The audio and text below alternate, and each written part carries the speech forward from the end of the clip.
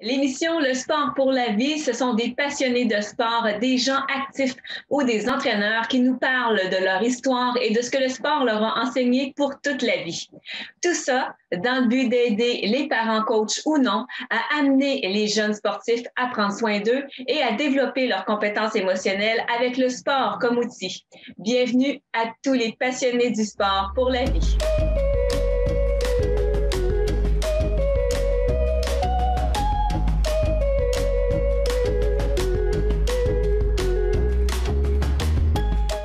Aujourd'hui à l'émission Le sport pour la vie, on reçoit Simon Dionvien, coureur automobile bien connu dans la région du Kamouraska. Ça me fait plaisir de le recevoir. Bonjour Simon. Salut Annie, ça va bien? Oui, ça va bien, merci beaucoup. Et toi? Ben oui, ça va super bien aussi. Dis-moi, avec la pandémie qui nous afflige, comment se passe ta vie de coureur automobile? Ben écoute, c'est sûr que ma vie de coureur automobile est un peu plus tranquille au cours de la dernière année. Je suis plus à la maison que je ne l'ai jamais été, je te dirais.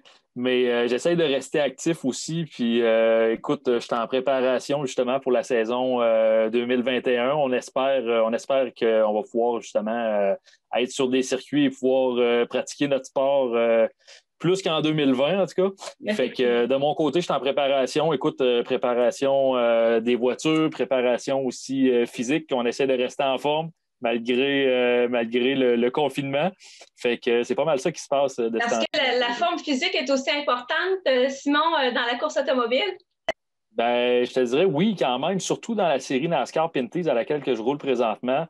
Les courses sont longues, il fait chaud dans la voiture, c'est des températures extrêmes, je te dirais, là, des fois qui peuvent atteindre 60-65 degrés dans l'habitacle. Les courses qui peuvent durer plus de 2 heures. Fait que oui, je te dirais qu'il faut quand même être pas mal en forme pour survivre à ça. Et tu l'as dit, Simon, c'est des courses quand même assez longues, des 50 tours, etc. Comment on fait pour garder le focus? Parce que c'est une qualité là, chez un coureur automobile, mais chez tout athlète. Oui, ben écoute, c'est de la concentration. Comme tu dis, c'est de garder le focus aussi tout au long de l'épreuve. Faut essayer de gérer aussi les éléments mécaniques sur la voiture, gérer les freins de l'auto aussi. Faut pas tout donner, disons, dans les premiers tours, parce que c'est ça, il y a des courses qui sont vraiment longues. Là. Une course comme l'autodrome Chaudière, où est-ce qu'on roule une fois par année, on fait 300 tours. Fait que c'est quand même assez long, je te dirais. Puis oui, effectivement, je te dirais qu'il faut essayer de gérer l'auto, puis il faut gérer aussi notre pilotage là-dedans. Il faut être intelligent aussi et garder justement de l'énergie autant à la voiture qu'au pilote pour la fin. Là. Exactement, parce que comme tu disais, c'est quand même assez long. Puis à quelque part, il faut aussi que tu gères les autres, j'imagine. Ouais. Exactement. C'est sûr qu'on roule toujours près les uns des autres. Les pilotes, je te dirais, surtout dans la série que je roule, là, la série Pinty's, les gars sont pas mal tout agressifs. C'est le calibre le plus élevé au Canada. Donc, je roule avec des gars d'expérience comme Alex Tagliani, Andrew Ranger, les frères Dumoulin. C'est tous des gars qui roulent depuis des années en course automobile, qui sont hyper rapides. Fait que c'est de gérer l'environnement qui nous entoure et bien sûr de gérer, oui, les autres pilotes avec qui on se bat sur la piste. Donc, c'est des grosses pointures que tu affrontes. Tu le dis, sont rapides, téméraires, ils ont de l'expérience. J'imagine que tu te reconnais peut-être un peu là-dedans, mais comment on gère le risque dans la course automobile, Simon, parce que ça va vite? Ben, je te dirais que le risque, écoute, c'est des risques calculés. C'est sûr que parfois, il faut prendre des décisions très, très rapides. C'est plus les réflexes, des fois, qui prennent le relais, disons, dans des situations critiques. Mais le but, écoute, c'est d'essayer de gérer, comme je te disais, la voiture, gérer la vitesse, gérer l'usure des pneus.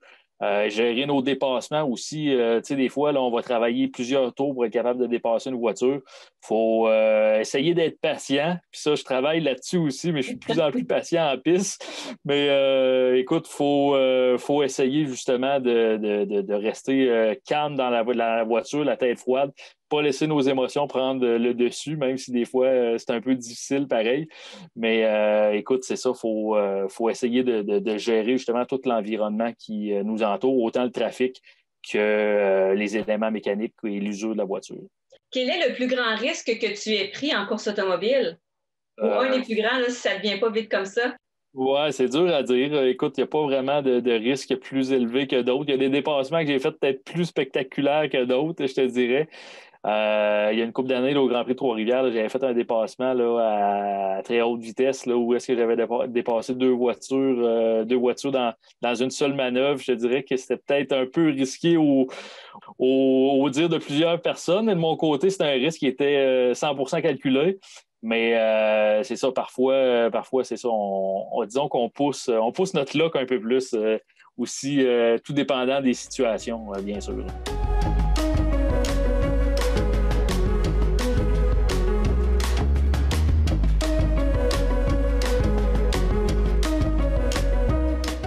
Donc, Simon, tu parles de la gestion de risques calculés. Est-ce que tu dirais que ça vient avec la confiance en soi qu'on développe? Oui, c'est sûr. Écoute, plus qu'on est confiant, parfois plus que ça peut nous amener à prendre des risques aussi, puis à pousser encore plus fort. Mais écoute, la confiance, on la développe dans le sport tout au long qu'on le pratique aussi. Puis il y a des moments où est-ce que la confiance est plus forte que d'autres. C'est ça, c'est jamais acquis, je te dirais non plus quand même, la confiance, surtout en course auto. Là, on dit souvent là, qu'on est aussi bon toujours que dans notre dernière course.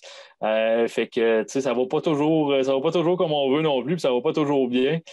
Fait que ça fait partie de la situation, puis ça fait partie des différents événements qui font que oui, parfois notre confiance est au plus haut, puis parfois notre confiance en prend un coup aussi là, quand on fait une manœuvre ou quand on fait une course qui est peut-être pas nécessairement selon nos attentes. Effectivement. Puis comment dirais-tu que toi, là, Simon Dion-Vient, tu as bâti ta confiance en course automobile?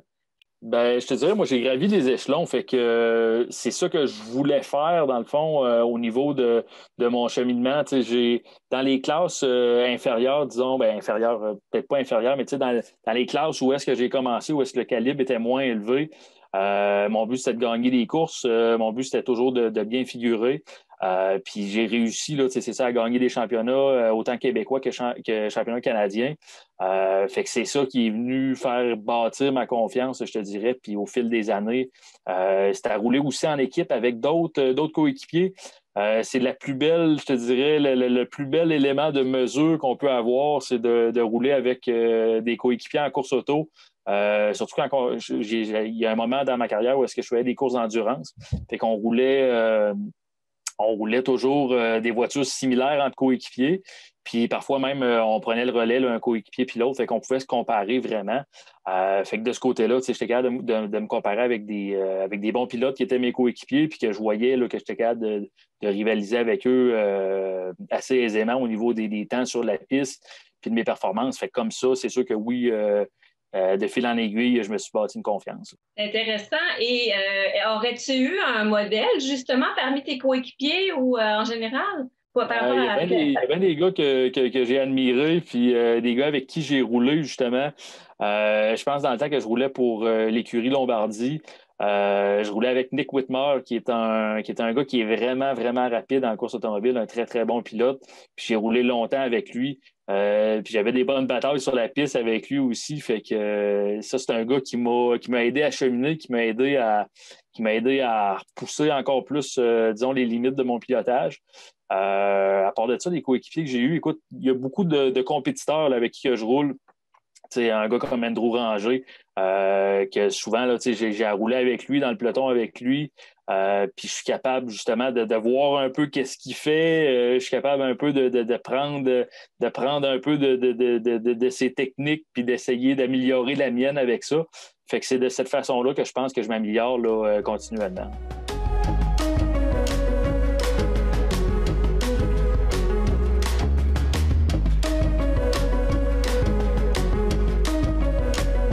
On t'entend, Simon, parler, puis on voit vraiment que tu es passionné. Ton rêve de petit gars, c'était de vivre de ta passion de la course automobile. Est-ce que tu dirais que tu en as déjà vécu? Tu en vis encore? Ouais, ben écoute, c'est ça qui est intéressant. Tu sais, la course automobile, c'est un tout. Fait que oui, tu sais, je suis super content parce que je pensais, ben je pensais pas, je me voyais là, mais je savais pas nécessairement si j'allais être capable d'atteindre mon objectif de vivre de la course automobile. Je peux pas dire que je vis vraiment de la course automobile, mais je vis disons, des services que j'offre qui sont dérivés de la course auto. Tu sais, je suis instructeur de pilotage pour des manufacturiers automobiles. Je donne de la formation aussi dans le domaine automobile. Fait que ça, c'est grâce à la course automobile que je me suis fait plein de contacts, que je me suis que j'ai été capable de faire évoluer ma carrière dans cette direction-là. Fait que oui, écoute, c'était mon objectif d'être capable de vivre de la course auto ou d'un métier connect, puis d'un métier connexe. Puis présentement, là, c'est ça que je vis. Fait que c'est une fierté pour moi, puis je suis content là, d'avoir été en mesure de faire le cheminement pour me rendre là. Donc, quel conseil tu donnerais aux jeunes qui nous regardent ou qui nous écoutent en ce moment puis qui rêvent de faire de la course automobile parce que possiblement que c'est comme ça que ça a commencé pour toi? Ce serait quoi le conseil que tu leur donnerais?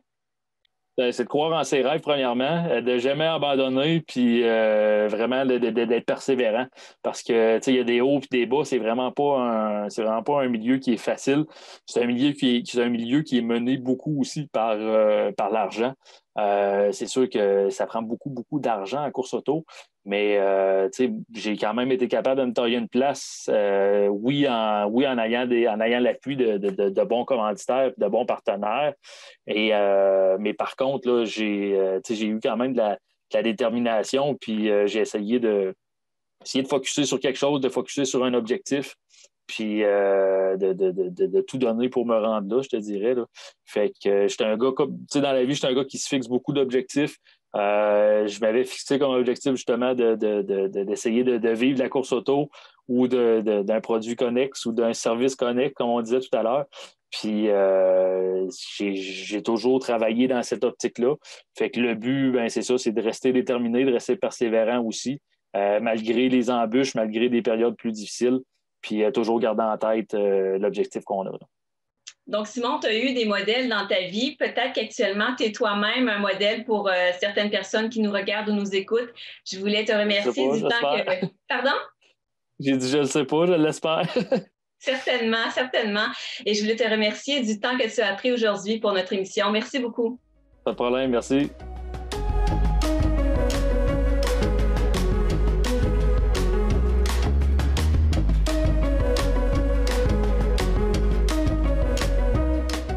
Donc, M. Bernard Généreux, bienvenue.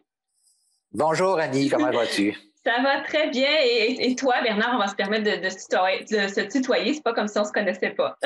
Absolument, merci beaucoup. Bonne année à toi, ça va très Merci. bien, ça va très, très bien. Merci, Bernard. Tout d'abord, j'avais envie de commencer comme ça. Donc, je vais partager mon écran avec toi. Oh my God!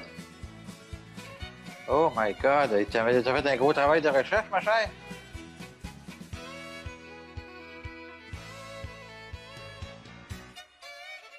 Ouais, c'est ma soeur, ça.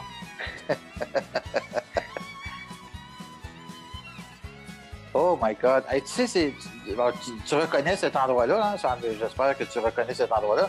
Ça, c'est la Côte des Chats, à l'endroit où est-ce qu'il y a le HLM actuellement à Saint-Pacôme. Donc, c'est l'ancienne piste, c'est dans les anciennes pistes avec le câble à laquelle, ça, c'est là, on a progressé, on est rendu dans la nouvelle Côte des Chats à ce moment-là, là, avec les photos qu'on voit à l'instant.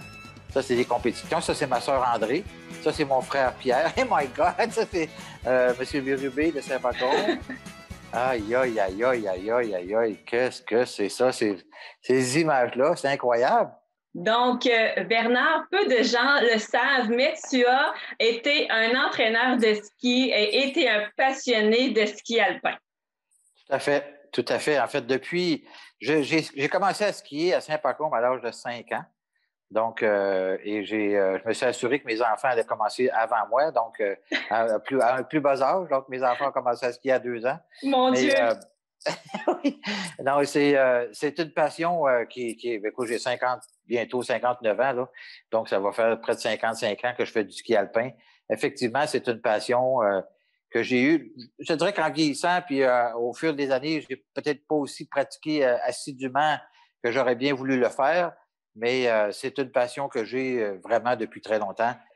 Saint-Pacombe a été notre garderie, même à cette époque-là, où tous les enfants de la région allaient s'y adonner là, pour faire du ski alpin, éventuellement de la glissade. D'ailleurs, j'ai été, en plus d'être entraîneur, j'ai été membre du conseil d'administration de la station plein air pendant au moins 10 ans.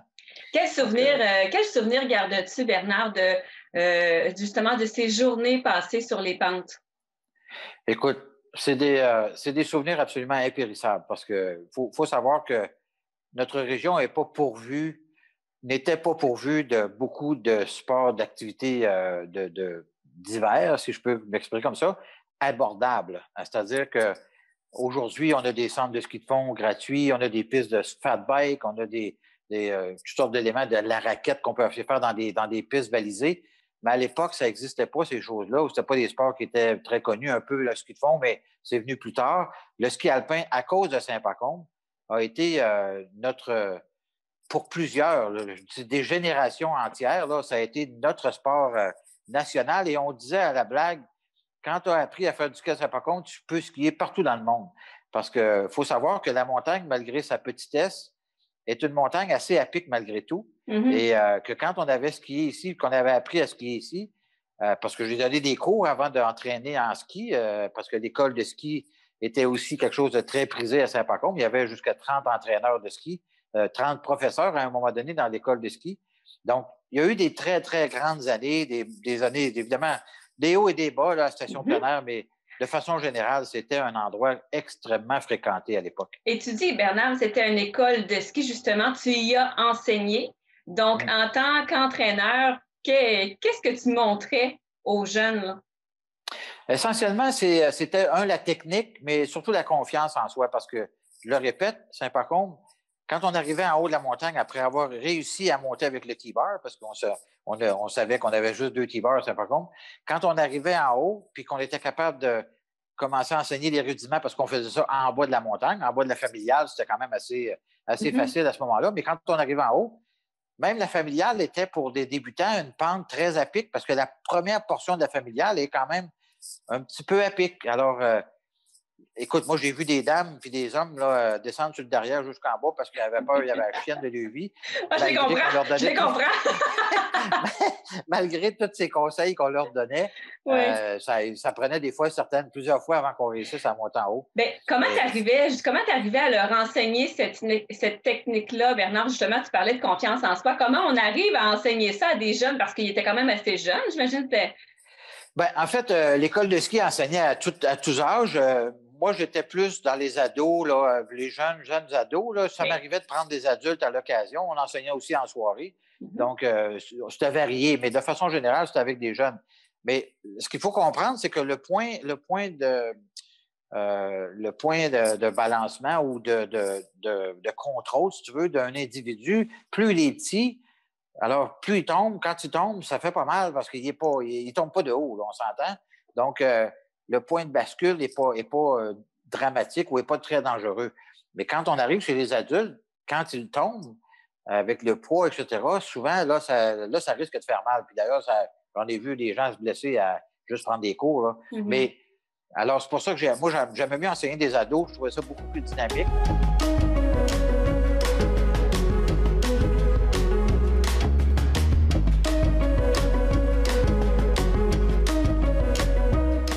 Écoute, Bernard, le point sur lequel je veux t'amener, c'est que tu parles beaucoup de technique à ce point-ci, mais tu as commencé en parlant que l'objectif pour toi, c'était la confiance en soi. La confiance, comment ça s'enseigne, en quelque sorte? Est-ce que ça s'enseigne, ça? En fait, oui, tout à fait. Dans n'importe quel sport, d'ailleurs. J'ai fait de la planche à voile beaucoup. Pendant 25 ans, j'ai fait de la planche à voile. Aujourd'hui, je fais un petit peu de kite. Je commence tranquillement, d'ailleurs, à développer ma passion pour le kite. Donc, c'est un cerf-volant avec des skis qu'on a dans les pieds sur la neige ou avec des planches l'hiver, puis l'été sur l'eau. Mais la confiance en soi est quelque chose d'essentiel.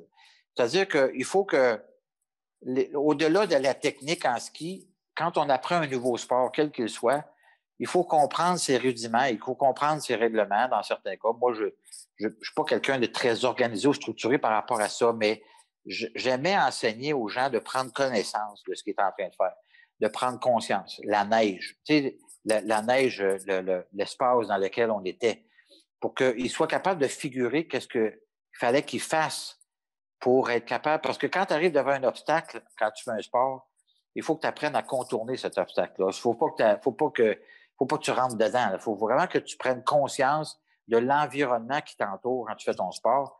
Autant que ce soit les membres de l'équipe quand tu es dans un sport d'équipe, autant de façon individuelle. Évidemment, quand tu es sur une pente de ski, tu n'es pas tout seul. Donc, évidemment, le risque de rencontrer d'autres personnes existe. Le risque de rentrer dans d'autres personnes existe aussi. Mm-hmm. Donc, tous ces éléments-là doivent être appris. Et quand on a confiance en soi, la confiance en soi, c'est quelque chose qui se développe. C'est pas quelque chose qu'on est né avec. Donc, c'est quelque chose qu'on doit développer. C'est quelque chose qu'on doit alimenter. Et moi, je suis quelqu'un qui a beaucoup confiance en moi, même trop des fois. Donc, j'ai pas peur de rien. Moi, d'ailleurs, j'ai fait un accident en ski mémorable à Saint-Pacôme, plusieurs mémorable. Encore. Ouais. Mémorable. Je me suis cassé 6 côtes, déboîté une épaule. Je suis rentré dans un arbre, j'ai cassé l'arbre. En tout cas, je peux te dire une affaire. Je m'en souviens encore parce que ça a fait très mal. Et c'était la première fois en plus que je portais un casque. Parce que moi, je faisais du ski avec un chapeau de cow-boy pendant 25 ans. Et là, j'avais décidé... Un bel exemple à suivre! C'était la première fois que je mettais un casque. Alors, j'avais augmenté ma confiance en moi sans le vouloir parce que j'avais un casque sur la tête.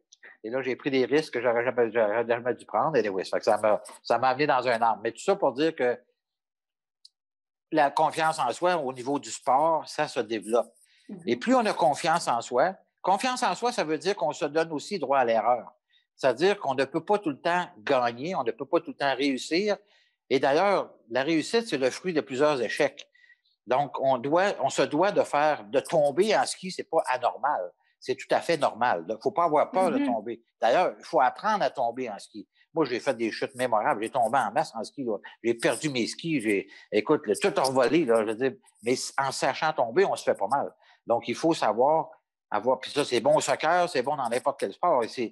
Et ça, c'est là où on développe cette confiance en soi en étant conscient de notre environnement qui nous entoure quand on fait un sport. Là. Est-ce que ce genre de truc que tu donnes aussi à tes petits-enfants, parce que maintenant, tu enseignes aussi le ski alpin, mais cette fois plus familial. Encore, ça a toujours été familial pour toi, le ski, là, mais aujourd'hui, ça l'est un petit peu plus avec tes petits-enfants. Moi, j'ai toujours été quelqu'un de très occupé dans ma vie. Là. J'ai des entreprises, etc., etc. Donc, moi, le samedi matin, là, c'était sacré. On allait faire du ski tout l'avant-midi, des fois jusqu'au milieu de l'après-midi quand la température le permettait, que c'était beau. Après ça, je me retournais travailler, mais je consacrais mes samedis matins à mes enfants, puis je renseignais le ski, ou bien j'entraînais, parce qu'on a entraîné en compétition. Ma fille, d'ailleurs, qui est là, elle a compétitionné contre Marie-Michel Gagnon, qui est au national, et elle l'a déjà battu même dans les compétitions de ski-bec qu'on avait là, à l'époque, là, dans la région de la Côte-du-Sud. On avait toute l'alliance sportive là, qui existait, et elle a compétitionné. Elle a exactement le même âge qu'elle, et elle a compétitionné contre elle au Massif du Sud, où je me souviens une fois où elle avait gagné contre Marie-Michel Gagnon, qui est sur la Coupe mondiale actuellement. Et selon toi, Kayla, qu'est-ce qui l'avait fait gagner? En fait, Kayla, comment je pourrais dire, elle a aussi une confiance assez importante.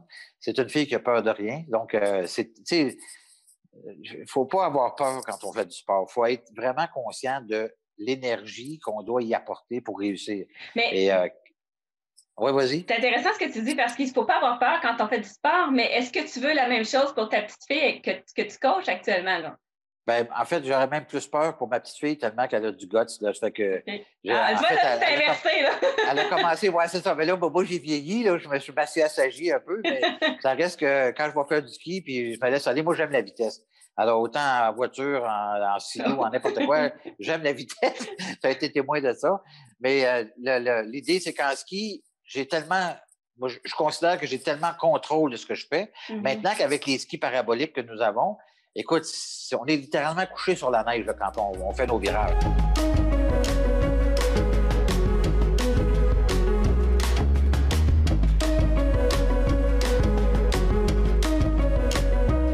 Qu'est-ce qui fait gagner, selon toi, Kayla?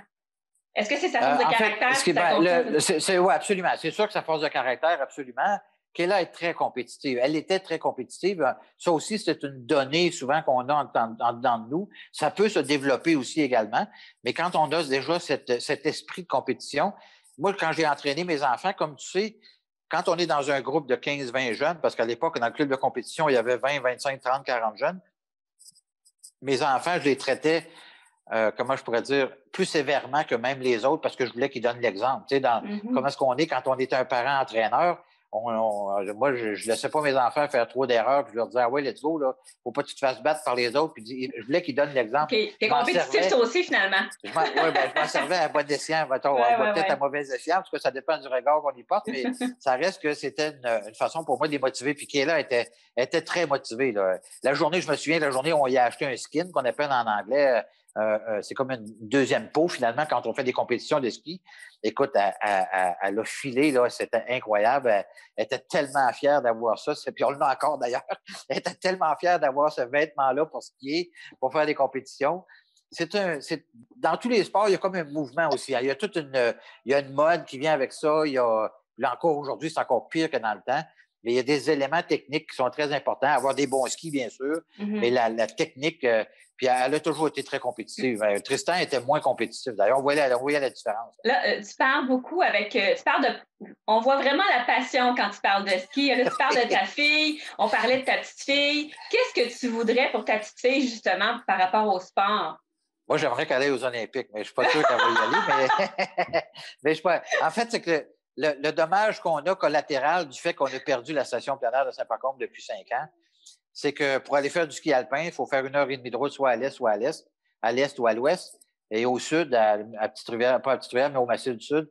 Et sincèrement, avec les occupations que j'ai aujourd'hui, puis les occupations que nos enfants ont, autant que ma fille que mon fils sont très occupés dans leur vie professionnelle. Ma fille est en processus de prendre la relève de mon entreprise. Donc, il y a comme la vie d'aujourd'hui est différente un peu. Puis la proximité qu'on avait avec Saint-Pacôme et la difficulté de cette montagne-là faisait en sorte que quand on arrivait en compétition à l'extérieur, on n'était pas jaloux de personne là, parce qu'on savait qu'on était capable de compétitionner de par la difficulté de la montagne.